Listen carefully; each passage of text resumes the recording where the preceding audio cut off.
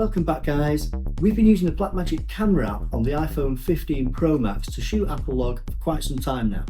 So in this video, I thought I'd share with you 5 top tips to help you get the best possible results when you're using the Blackmagic Camera App to shoot log footage.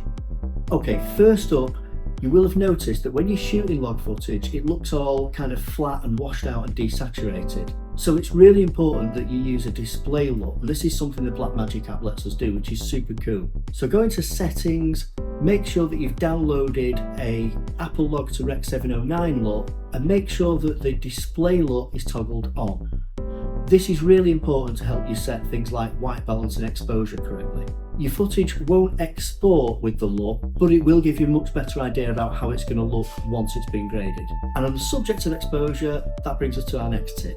Make sure you turn on your zebra stripes to help with your focus peaking. To do this, we're going to tap on overlay and we're going to choose zebra stripes. Set them at about 80%, and then when you're using your manual exposure, this will help you to expose for the brightest parts of the image, which you should always be doing.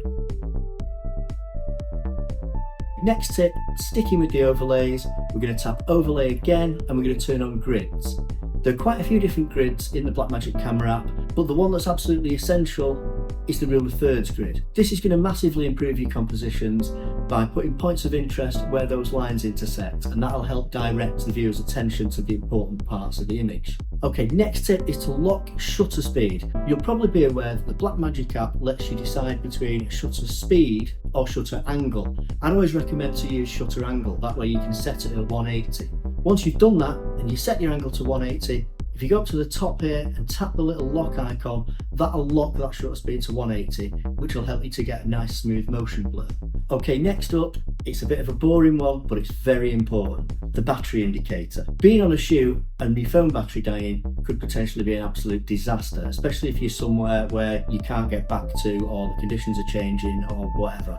So having a battery indicator is really, really important. However, the Blackmagic Camera App doesn't have it on by default. So what we're going to do is we're going to go into settings again, we're going to tap on monitor and then scroll down, make sure that your battery life indicator is toggled on.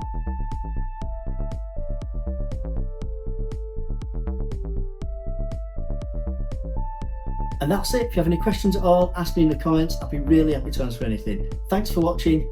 See you next time.